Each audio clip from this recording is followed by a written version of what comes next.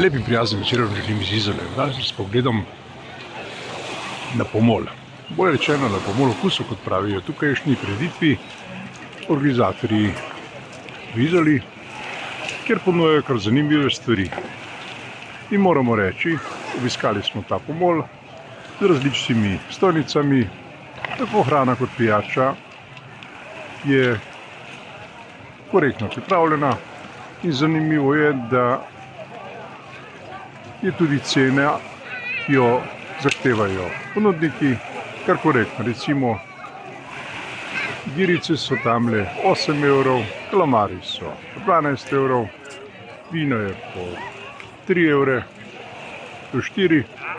Torej, enostavno lahko rečemo, da so ponudniki za svojo ponudbo naredili karšen pravšen izbor in lahko rečemo, da je v bistvu ponudba primerna tako imenovanemu kompleksno gledano ribiškemu prazniku, ki se odvija ta konec tedna v Izoli.